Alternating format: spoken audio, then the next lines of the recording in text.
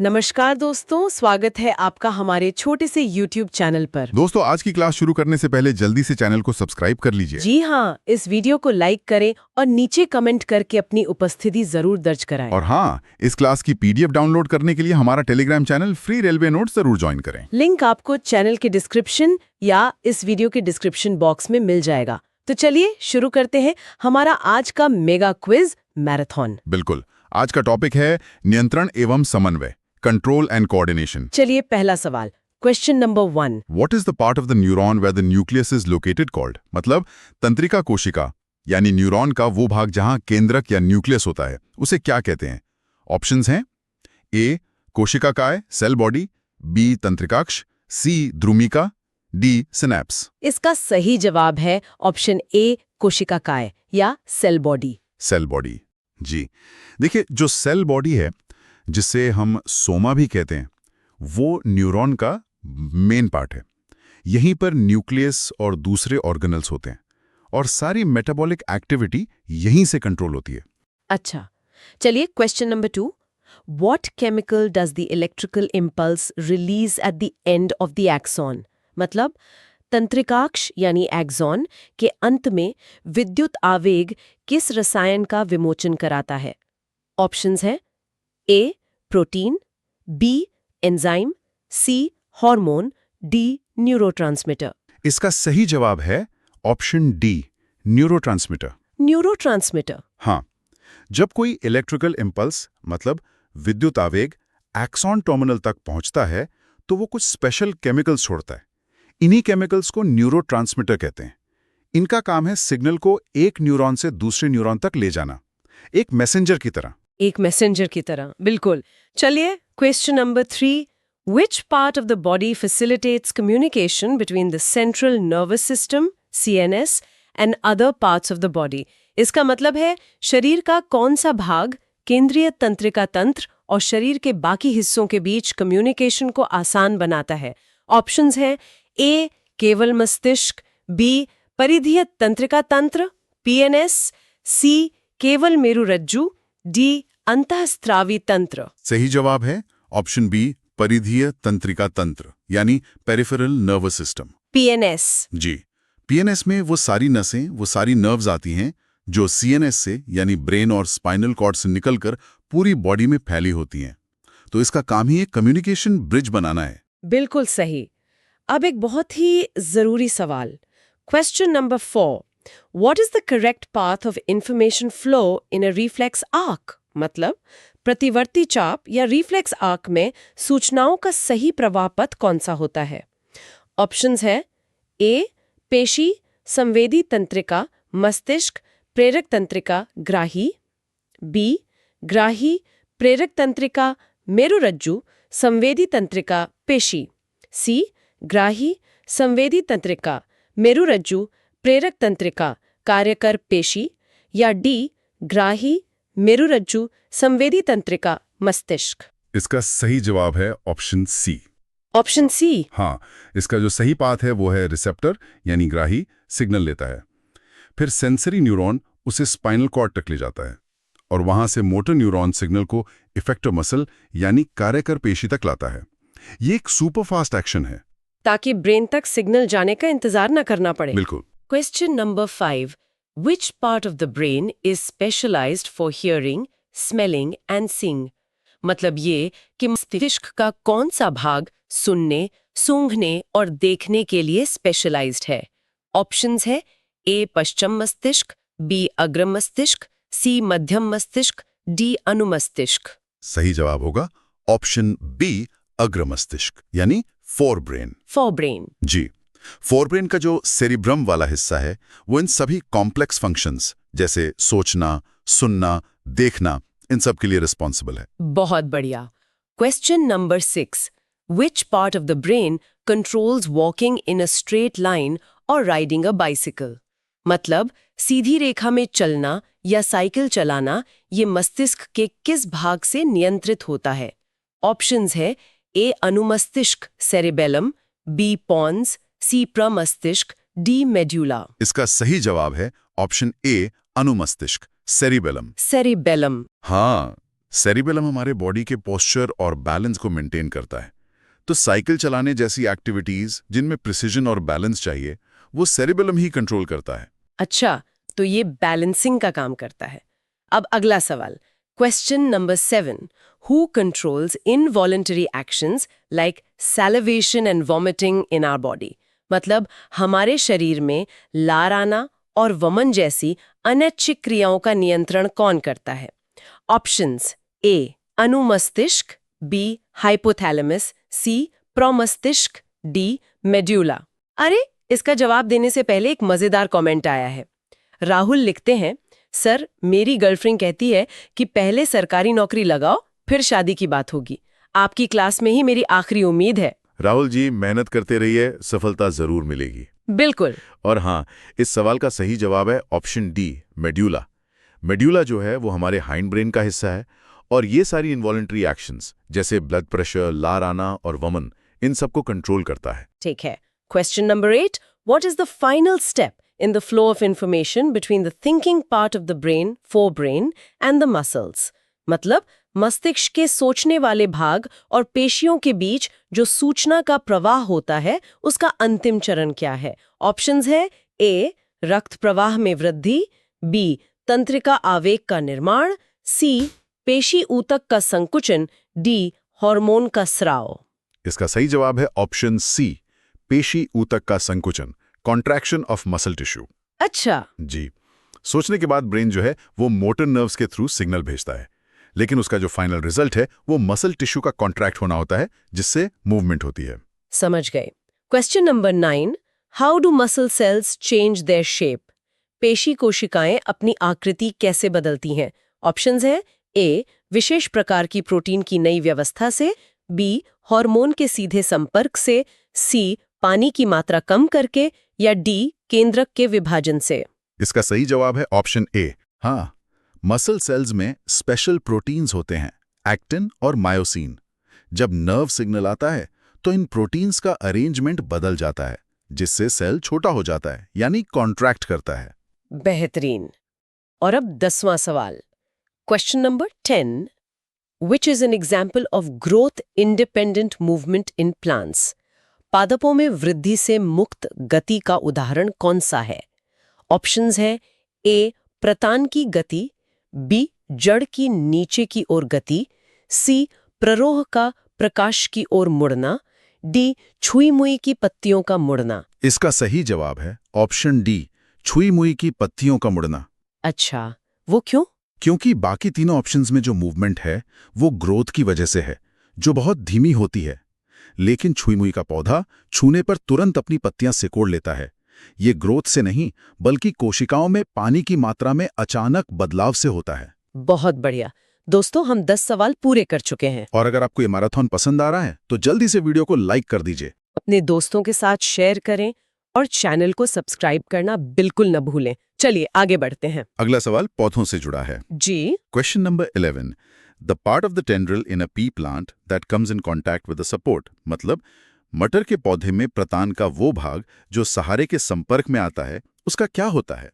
Options: ए तेजी से वृद्धि करता है, बी धीमी गति से वृद्धि करता है, सी वृद्धि करना बंद कर देता है, डी मुरझा जाता है। इसका सही जवाब है ऑप्शन बी, धीमी गति से वृद्धि करता है। धीमी गति से। हाँ, प्रतान का जो हिस्सा सहारे को छूता है वहां ग्रोथ हार्मोन कम हो जाता है। इस वजह से उसकी वृद्धि धीमी हो जाती है, जबकि जो हिस्सा हवा में है वो तेजी से बढ़ता है और इसी वजह से प्रतान सहारे पर लिपट जाता है। क्या बात है। Question number 12, in which part of the plant is the auxin hormone synthesised? Auxin hormone पौधे के किस भाग में बनता है? ऑप्शंस हैं ए जड़ों के सिरों पर, बी पत्तियों के बीच में, सी प्ररोह के अग्रभाग पर, डी पुराने तने में। सही जवाब है ऑप्शन सी, प्ररोह यानी शूट के अग्रभाग पर, टिप पर। शूट टिप पर। जी, ऑक्सिन पौधे का मास्टर ग्रोथ हार्मोन है। ये हमेशा पौधे के सबसे ऊपरी सिरे पर बनता है और फिर नीचे की ओर जाता है, जिससे कोशिकाएं लंबी होती हैं। Question number 13, when a plant receives light from one side, in which direction does auxin diffuse? मतलब जब पौधे पर एक तरफ से प्रकाश आता है तो ऑक्सिन किस ओर जाता है? ऑप्शंस ए छाया वाली ओर, बी तने के मध्य में, सी प्रकाश वाली ओर, डी जड़ों की ओर। इसका सही जवाब है ऑप्शन ए, छाया वाली ओर, शेडी साइड। Shady side. ऐसा क्यों? हिस्से में जमा हो जाता है। वहां ऑक्सीजन ज्यादा होने से कोशिकाएं ज्यादा लंबी होती हैं और पौधा रोशनी की तरफ मुड़ जाता है। बड़ा दिलचस्प है ये तो। चलिए question number 14। Which hormone helps in stem growth? तने की वृद्धि में कौन सा हार्मोन सहायता करता है? ऑप्शंस है ए साइटोकाइनिन, बी एब्सिसिक अम्ल, सी इथाइलिन, डी जिब्रेलिन। और जवाब से पहले पिंकी शर्मा का कमेंट है, सर मेरे बॉयफ्रेंड का ध्यान पढ़ाई में कम और मुझ पर ज्यादा रहता है। कोई हार्मोन है क्या जो उसका ध्यान सिर्फ किताबों पर लगा दे? पिंकी जी, ऐसा कोई हार्मोन तो नहीं है, लेकिन मोटिवेशन जरूर काम आ सकता है। बिल्कुल। और इस सवाल का सही जवाब है ऑप्शन डी, जिब्रेलिन। जहां ऑक्सिन कोशिकाओं को लंबा करता है, वहीं जिब्रेलिन तने की पूरी लंबाई बढ़ाने में मदद करता है। अच्छा। Question number 15। Which hormone promotes cell division? कोशिका विभाजन को कौन सा हार्मोन प्रेरित करता है? ऑप्शंस हैं ए एब्सिसिक अम्ल, बी साइटोकाइनिन, सी जिब्रेलिन, डी ऑक्सिन। सही जवाब है ऑप्शन बी, साइटोकाइनिन। साइटोकाइनिन। जी, इसके नाम में ही इसका काम छिपा है। साइटो मतलब सेल और काइनिन मतलब डिवीजन। इसका मुख्य काम ही नई कोशिकाएं बनाना है। Question number 16। Which of the following is an effect of abscisic acid? इनमें से कौन सा प्रभाव एब्सिसिक अम्ल का है? ऑप्शंस ए पत्तियों का मुरझाना, बी तने की लंबाई बढ़ना, सी फलों का पकना, डी जड़ों का विकास। सही जवाब है ऑप्शन ए, पत्तियों का मुरझाना। पत्तियों का मुरझाना। हाँ, एब्सिक एसिड पौधे का स्ट्रेस हार्मोन है। जब पानी की कमी होती है तो यह हार्मोन ग्रोथ को रोक देता है और पुरानी पत्तियों को गिरा देता है ताकि पौधा बचा रहे। Question number 17। What is one limitation of electrical impulses? विद्युत आवेगों की एक सीमा क्या है? ऑप्शंस ए वे बहुत धीमे होते हैं, बी वे कभी खत्म नहीं होते, सी वे केवल उन्हीं कोशिकाओं तक पहुंचते हैं जो तंत्रिका ऊतक से जुड़ी हैं, डी वे रासायनिक संकेतों से कमजोर होते हैं। इसका सही जवाब है ऑप्शन सी। Option C. जी, नर्वस सिस्टम बहुत तेज है, लेकिन इसकी पहुंच लिमिटेड है। यह सिर्फ उन्हीं कोशिकाओं को सिग्नल दे सकता है जो सीधे नर्व फाइबर से जुड़ी हों। यह शरीर की हर एक कोशिका तक नहीं पहुंच सकता। तो उस कमी को कौन पूरा करता है? उसके लिए है केमिकल सिस्टम। अगला सवाल शायद उसी से जुड़ा है। Question number 18. What is used to cross the gap synapse between two nerve cells? दो तंत्रिका कोशिकाओं के बीच के रिक्त स्थान यानी सिनेप्स को पार करने के लिए किसका उपयोग होता है?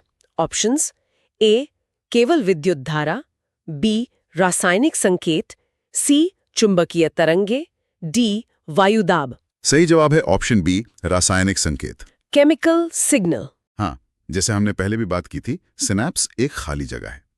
इलेक्ट्रिकल सिग्नल वहां आकर न्यूरोट्रांसमीटर नाम के केमिकल मैसेंजर को छोड़ता है, जो इस खाली जगह को पार करते हैं। Question number 19. Instead of electrical impulses, what is better to use to send information to all cells of the body? मतलब शरीर की सभी कोशिकाओं तक सूचना पहुंचाने के लिए विद्युत आवेग के बजाय क्या बेहतर है? ऑप्शंस ए तंत्रिका तंत्र, बी पेशी संचार, सी परासरण, डी रासायनिक संचार हार्मोन। सही जवाब है ऑप्शन डी, रासायनिक संचार यानी हार्मोन। हार्मोन। जी, हार्मोन्स खून में मिल जाते हैं और पूरे शरीर में फैल जाते हैं। वो उन कोशिकाओं तक भी पहुंच सकते हैं जहां नर्व्स नहीं पहुंच सकती। ये वायरलेस कम्युनिकेशन जैसा है। Question number 20. What is the effect on blood supply to the digestive system due to the secretion of adrenaline hormone? Adrenaline hormone के स्राव से पाचन तंत्र में खून की आपूर्ति पर क्या प्रभाव पड़ता है? ऑप्शंस है ए कम हो जाती है, बी बढ़ जाती है, सी कोई प्रभाव नहीं पड़ता और डी रुक जाती है। सही जवाब है ऑप्शन ए, कम हो जाती है। कम हो जाती है। हाँ, एड्रेनलिन फाइट और फ्लाइट हार्मोन है। खतरे के समय शरीर की प्राथमिकता लड़ना या भागना होती है, खाना पचाना नहीं। इसलिए एड्रेनलिन पाचन तंत्र से खून को हटाकर मांसपेशियों की तरफ भेज देता है। 20 सवाल पूरे। क्या बात है। अगर आप अभी भी हमारे साथ हैं तो इस मैराथन को एक लाइक जरूर दें। और चैनल को सब्सक्राइब करें ताकि आप ऐसी कोई भी क्लास मिस ना करें। चलिए आगे बढ़ते हैं। स्राव के दौरान सांस लेने की दर क्यों बढ़ जाती है? ऑप्शंस: ए, फेफड़ों में सूजन के कारण, बी, डायाफ्राम और पसलियों की पेशियों के संकुचन के कारण, सी, नाक के बंद होने के कारण, डी, ऑक्सीजन की कमी के कारण। एक और मजेदार कमेंट है विक्की का। सर, एग्जाम की टेंशन में मेरी गर्लफ्रेंड से बात भी नहीं हो पा रही। क्या एड्रेनलिन हार्मोन इसके लिए जिम्मेदार है? विकी जी, एड्रेनलिन आपको एग्जाम के स्ट्रेस से लड़ने की ताकत देता है, बात करने से रोकता नहीं। और इस सवाल का जवाब? हाँ, इस सवाल का सही जवाब है ऑप्शन बी। फाइट और फ्लाइट के लिए मांसपेशियों को बहुत एनर्जी चाहिए और एनर्जी के लिए चाहिए ऑक्सीजन। इसलिए एड्रेनलिन डायाफ्राम को तेजी से काम करने का सिग्नल देता है ताकि हम तेजी से सांस लें। समझ गए। Question number 22। What is the main function of the thyroxine hormone? Thyroxine hormone का मुख्य कार्य क्या है? ऑप्शंस है: ए, केवल शर्करा का नियंत्रण, बी, केवल दिल की धड़कन बढ़ाना, सी, हड्डियों को मजबूत करना, डी, कार्बोहाइड्रेट, प्रोटीन और वसा के उपापचय का नियंत्रण। इसका सही जवाब है ऑप्शन डी, मेटाबॉलिज्म का नियंत्रण। जी, थायरॉक्सिन हमारे शरीर का मेटाबॉलिज्म रेगुलेटर है। ये कंट्रोल करता है कि हमारा शरीर कितनी तेजी से खाने को एनर्जी में बदलेगा। Question number 23. Which gland is located at the base of the brain? कौन सी ग्रंथि मस्तिष्क के आधार पर स्थित होती है? ऑप्शंस: ए, थाइमस, बी, अवटु ग्रंथि, सी, पीयूष ग्रंथि पिट्यूटरी ग्लैंड, डी, अग्न्याशय। सही जवाब है ऑप्शन सी, पीयूष ग्रंथि, पिट्यूटरी ग्लैंड। Master gland. बिल्कुल, इसे मास्टर ग्लैंड भी कहते हैं। ये हमारे ब्रेन के ठीक नीचे होती है और शरीर की बाकी सभी ग्रंथियों को कंट्रोल करती है। Question number 24। Which hormone controls the growth and development of the body? शरीर की वृद्धि और विकास को नियंत्रित करने वाला हार्मोन कौन सा है? ऑप्शंस हैं: ऑप्शन ए, वृद्धि हार्मोन यानी growth hormone, option B, testosterone, option C, insulin, option D, adrenaline. इसका सही जवाब बहुत सीधा है ऑप्शन ए, वृद्धि हार्मोन, ग्रोथ हार्मोन। जी, ये हार्मोन पीयूष ग्रंथि से ही निकलता है और हमारे शरीर की लंबाई और विकास के लिए जिम्मेदार होता है। Question number 25। The goiter disease is caused by the improper functioning of which gland? goiter रोग किस ग्रंथि के ठीक से काम न करने के कारण होता है? ऑप्शंस: ए, अग्न्याशय, बी, अवटु ग्रंथि यानी थायराइड, सी, पीयूष ग्रंथि, डी, अधिवृक्क ग्रंथि। इसका सही जवाब है ऑप्शन बी, अवटु ग्रंथि यानी थायराइड। थायराइड। हाँ, थायराइड ग्रंथि को थायरॉक्सिन बनाने के लिए आयोडीन चाहिए। जब आयोडीन की कमी होती है तो थायराइड ज्यादा मेहनत करती है और फूल जाती है। इसी को गॉइटर कहते हैं। Question number 26. In which age group is the secretion of testosterone in males and estrogen in females most effective? नर में टेस्टोस्टेरोन और मादा में एस्ट्रोजन का स्राव किस आयु वर्ग में सबसे अधिक प्रभावी होता है? ऑप्शंस: ए, बचपन में, बी, वृद्धावस्था में, सी, यौवनारंभ प्यूबर्टी, डी, जन्म के समय। सही जवाब है ऑप्शन सी, यौवनारंभ यानी प्यूबर्टी। प्यूबर्टी। जी, प्यूबर्टी के दौरान इनका उत्पादन अचानक बढ़ जाता है, जिससे सेकेंडरी सेक्सुअल कैरेक्टर्स विकसित होते हैं। Question number 27. Which hormone is produced by the pancreas that controls blood sugar? अग्नाशय द्वारा कौन सा हार्मोन बनता है जो रक्त शर्करा को नियंत्रित करता है? ऑप्शंस: ए, थायरॉक्सिन, बी, एस्ट्रोजन, सी, जिबेरेलिन, डी, इंसुलिन। इसका सही जवाब है ऑप्शन डी, इंसुलिन। इंसुलिन। हाँ, जब हम खाना खाते हैं तो खून में शुगर का लेवल बढ़ जाता है। इंसुलिन एक चाबी की तरह काम करता है जो इस एक्स्ट्रा शुगर को कोशिकाओं के अंदर भेज देता है। लेने का समय और मात्रा किस क्रियाविधि से नियंत्रित होती है? ऑप्शंस हैं: ए, पुनर्भरण क्रियाविधि फीडबैक मैकेनिज्म, बी, पाचन क्रियाविधि, सी, श्वसन क्रियाविधि, डी, उत्सर्जन क्रियाविधि। एक कमेंट आया है, कोमल लिखती है, सर, जब भी मेरे बॉयफ्रेंड का फोन आता है मेरा दिल जोर से धड़कने लगता है। क्या ये फीडबैक मैकेनिज्म है?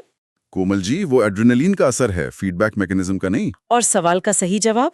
इस सवाल का सही जवाब है ऑप्शन ए, पुनर्भरण क्रियाविधि फीडबैक मैकेनिज्म। ये शरीर का ऑटोमेटिक कंट्रोल सिस्टम है। जैसे जब ब्लड शुगर बढ़ता है तो इंसुलिन निकलता है, और जब शुगर नॉर्मल हो जाता है तो इंसुलिन का निकलना अपने आप कम हो जाता है। Question number 29. If the sugar level in the blood falls, what is the effect on insulin secretion? यदि रक्त में शर्करा का स्तर गिर जाता है तो इंसुलिन के स्राव पर क्या प्रभाव पड़ता है? ऑप्शंस: ऑप्शन ए, स्राव बढ़ जाता है। ऑप्शन बी, स्राव कम हो जाता है। ऑप्शन सी, स्राव रुक जाता है। और ऑप्शन डी, स्राव दुगना हो जाता है। सही जवाब है ऑप्शन बी, स्राव कम हो जाता है। कम हो जाता है। जी, ये नेगेटिव फीडबैक का उदाहरण है।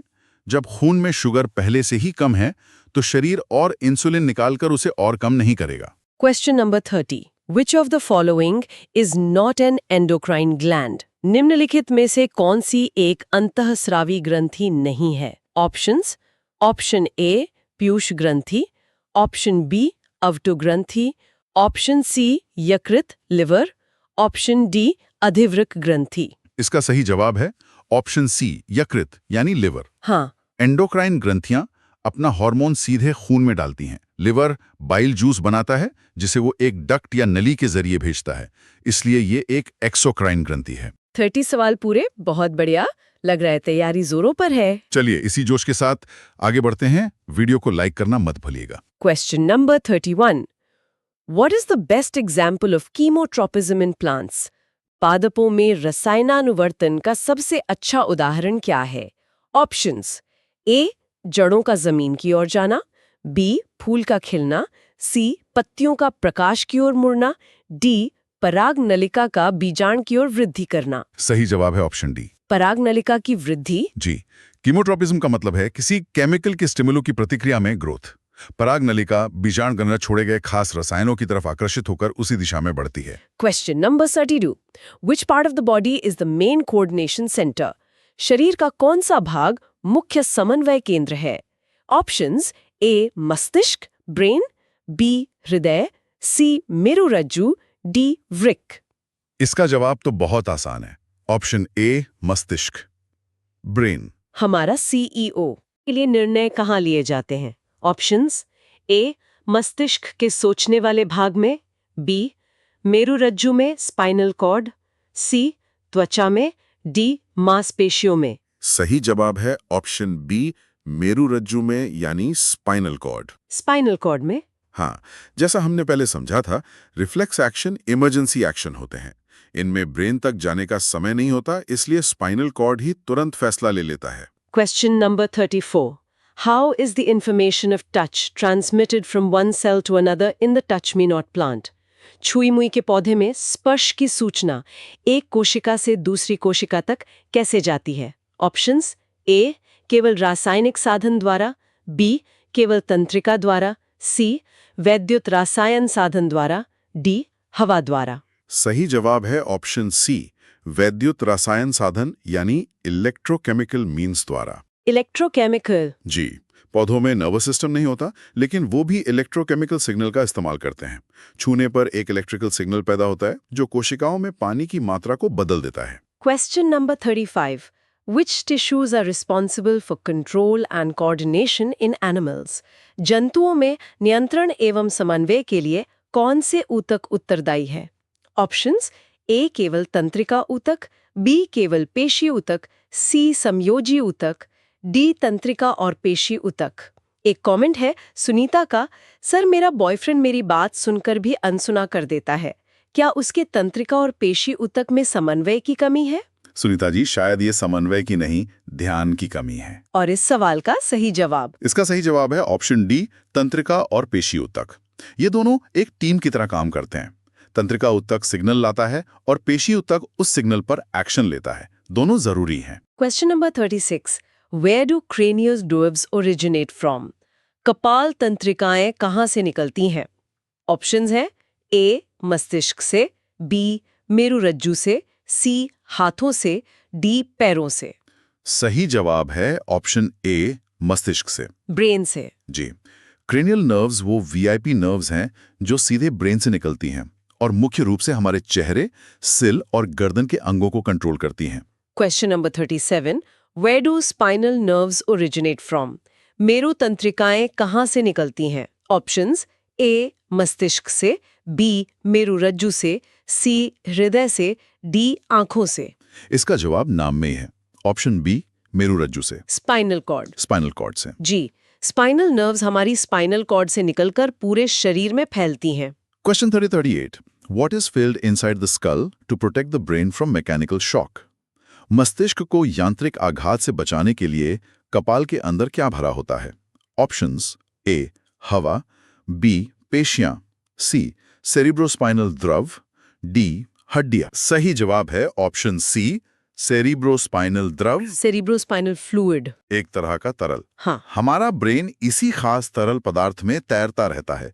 ये एक कुशन या शॉक एब्जॉर्बर की तरह काम करता है जो ब्रेन को चोटों से बचाता है। Question number 39. The roots of plants always grow downwards. What kind of movement is this? पौधों की जड़ें हमेशा नीचे की ओर वृद्धि करती हैं। यह कौन सी गति है? ऑप्शंस ए धनात्मक गुरुत्वानुवर्तन, बी धनात्मक प्रकाशानुवर्तन, सी ऋणात्मक गुरुत्वानुवर्तन, डी जलानुवर्तन। इसका सही जवाब है ऑप्शन ए धनात्मक गुरुत्वानुवर्तन, पॉजिटिव जियोट्रॉपिज्म। Positive geotropism. जी, जड़ें हमेशा ग्रेविटी की दिशा में यानी नीचे की ओर बढ़ती हैं, इसलिए इसे पॉजिटिव कहते हैं। Question number 40. What is the upward growth of a plant shoot called? पौधों के प्रोरोह का ऊपर की ओर बढ़ना क्या कहलाता है?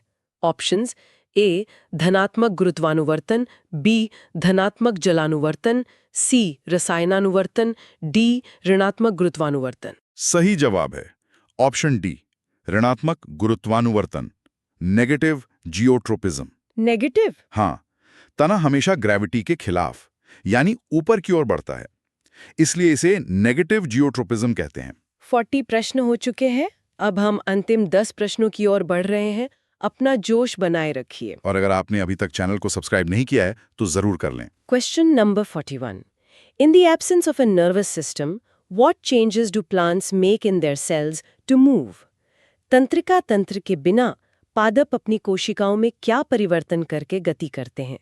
ऑप्शंस ए केवल हार्मोन बदलकर, बी जल की मात्रा और आकृति बदलकर, सी रंग बदलकर, डी तापमान बढ़ाकर। सही जवाब है ऑप्शन बी जल की मात्रा और आकृति बदलकर। पानी की मात्रा से। जी, पौधे अपनी कोशिकाओं में पानी भरकर या निकालकर यानी टग प्रेशर से उनकी शेप बदलते हैं, जिससे मूवमेंट पैदा होती है। Question number 42.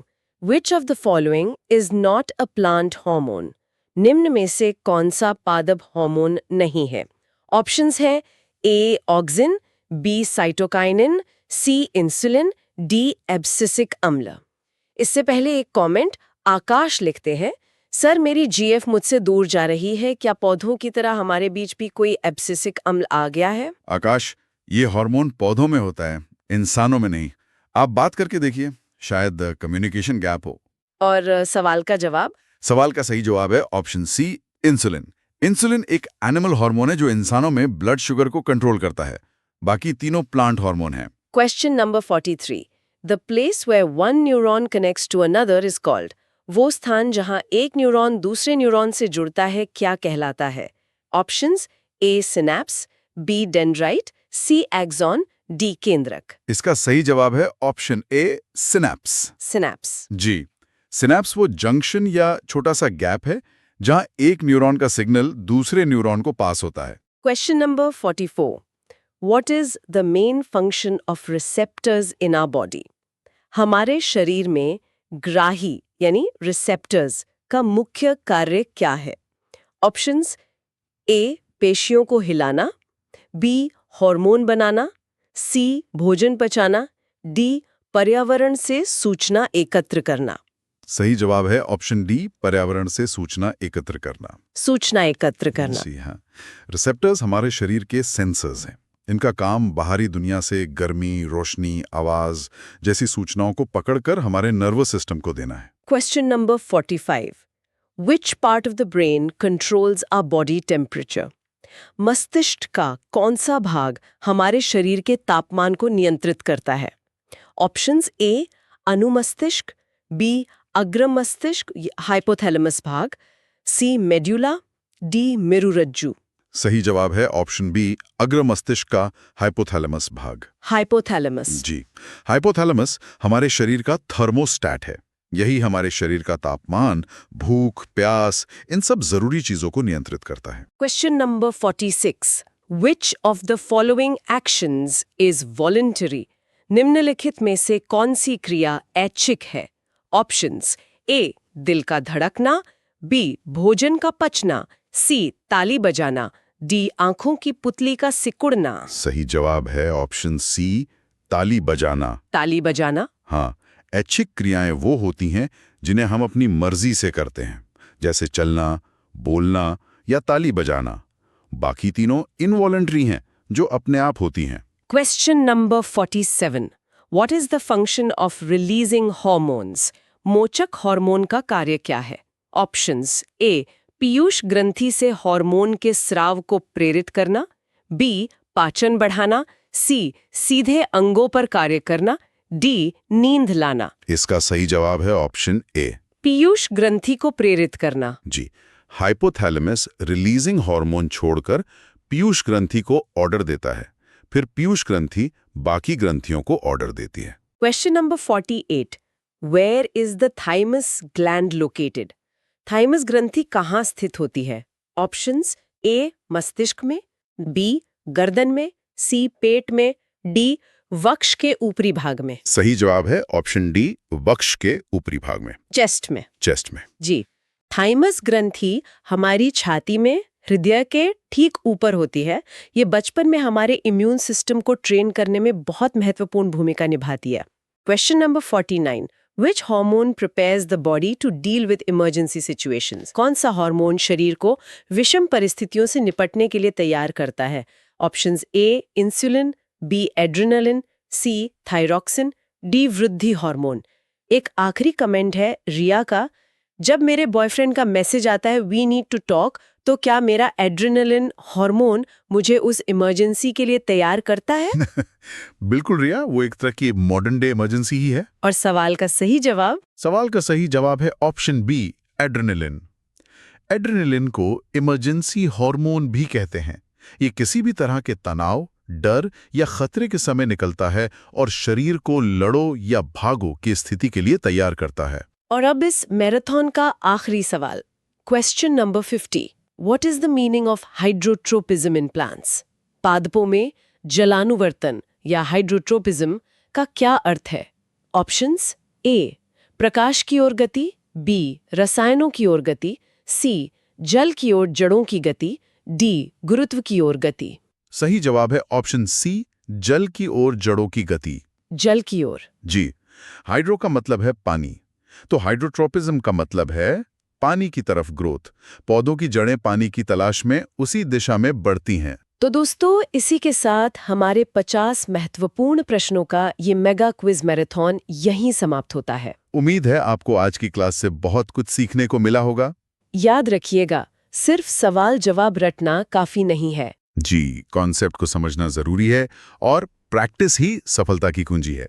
इन सभी प्रश्नों को दोहराते रहें। और हाँ, इस क्लास की पीडीएफ के लिए हमारा Telegram channel free railway exam notes join करना ना भूलें। और हमारे YouTube चैनल को सब्सक्राइब जरूर करें ताकि आप कोई भी क्लास मिस ना करें। आप सभी के उज्जवल भविष्य के लिए शुभकामनाएं। शुभकामनाएं। जय हिंद, जय भारत। जय हिंद, जय भारत।